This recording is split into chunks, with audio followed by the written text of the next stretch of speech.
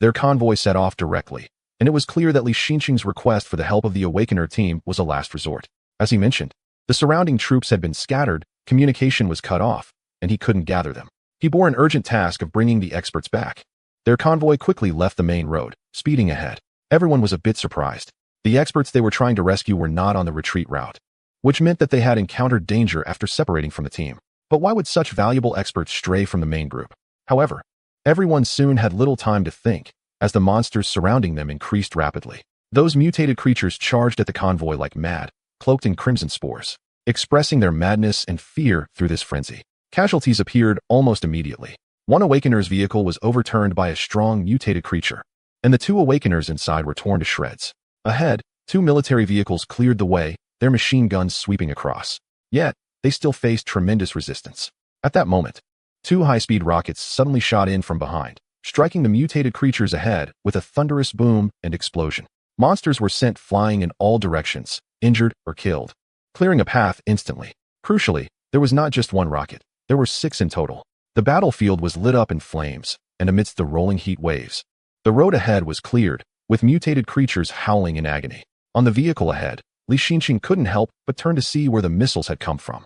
Wang Cheng's black sedan roared out from the smoke, with a rocket launcher protruding from the car, emitting wisps of hot white smoke. Su Xinghai and the other's truck followed closely behind. Zhang Chao's eyes nearly popped out.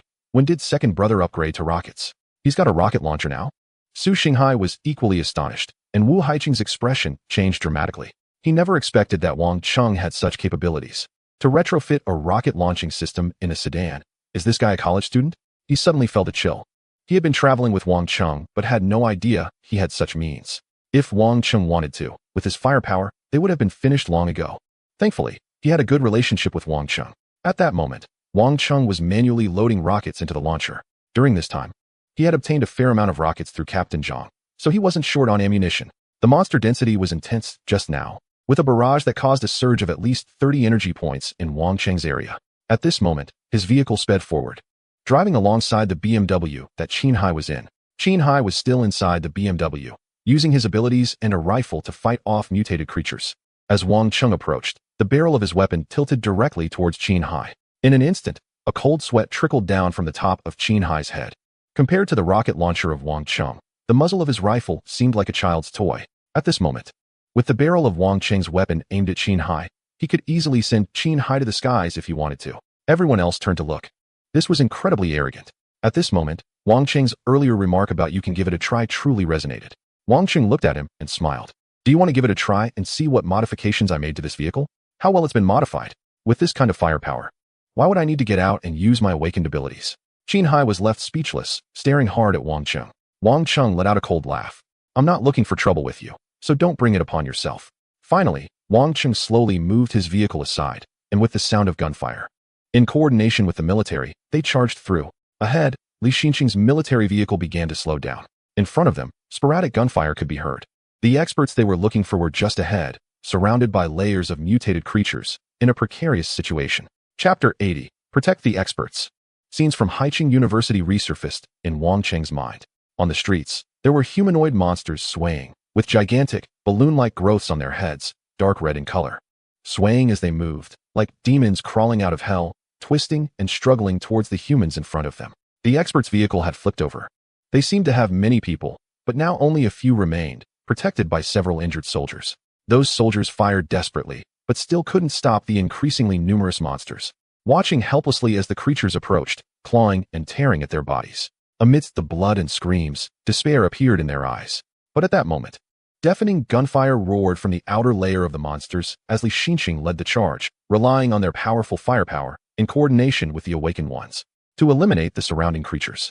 They quickly got the experts and soldiers into the vehicles, moving fluidly and swiftly. Once the target was on board, they immediately sped away. The vehicle carrying the experts was positioned centrally towards the back, at the core of the entire convoy. Whether military soldiers or awakened individuals, at this moment, they all had one singular mission: to protect the experts. The experts clutched their laptops, documents, and files tightly. They were being protected on the battlefield, but they also had their own battles to fight. As the number of monsters increased, Wang Cheng even saw a swarm of mutated sea creatures storming onto the streets, roaring and killing indiscriminately, with even the mutated beings unable to escape. However, Li Xinqing did not engage them in combat, quickly changing positions and leading the convoy back to the main road at high speed. They have lost a significant amount of time, completely disconnecting from other survivors and the main forces. By the time they returned to the main road, the shadows of other troops were nearly invisible, with only a few scattered survivors desperately fleeing. Armored vehicles rolled over the chaotic streets, leaving behind flickering flames, while monsters roared and charged from both sides. However, their convoy was composed entirely of combat personnel, maintaining strong firepower and speed, and they were not hindered by these monsters. Wang Cheng had also rejoined the convoy, retracting his rifle and rocket launcher as if a beast was sheathing its claws. At this moment, he no longer needed to clear the path. Wang Cheng had plenty of rifle ammunition, but rocket ammunition was limited. As he advanced, he took out his shotgun and opened fire. Just moments ago, he had spent a full 80 energy points to upgrade his shotgun. He had long planned for this upgrade, but had struggled with insufficient energy points. The upgrade from level 2 to level 3 consumed too many points, and he had been eager to upgrade his battleship, delaying the shotgun upgrade. Now, with nearly 800 energy points, he decided to upgrade directly in battle, bringing his shotgun to level 3. The level 3 shotgun underwent a significant transformation. A new structure appeared on one side, an energy pulse device. Now, when Wang Cheng fired, he could not only shoot with the shotgun, but also activate the energy pulse. The invisible ripples vibrated, and the head of a roaring mutant with a massive, balloon-like growth burst like an actual balloon. Silent and sudden, it collapsed with a thud. Moreover, this energy pulse device did not consume physical ammunition. It used electrical energy, combined with the solar battery system equipped with the level 3 shotgun, or charged directly from the battleship. Wang Cheng's level 3 shotgun could be described as a small perpetual motion machine. Bang, bang, bang. Along the way, the heads of the mutants exploded one after another. Blood splattered, and Wang Cheng's peculiar attacks, hidden within the dense and intertwined firepower, became increasingly stealthy. If someone were to discover this, they would likely think it was a unique ability of some awakened individual, without a clue that it was Wang Cheng's shotgun. After all, what gun in this era could truly achieve the pulse energy headshots that only appeared in science fiction movies? Wang Cheng knew this was not the end. His level 3 shotgun could still be upgraded. However, the next upgrade required 160 energy points, a number that was still a bit much for him at this moment. For now, it was sufficient. On the other side, Qin Hai had climbed out of his vehicle, standing on the roof with one hand holding a gun and the other palm ablaze, battling the mutants in a striking and flamboyant manner, drawing the attention of many. As the top figure among the awakened at the temporary survivor gathering point in the coastal city, he knew how to present himself. But Wang Cheng understood the deeper meaning behind Qin Hai's actions.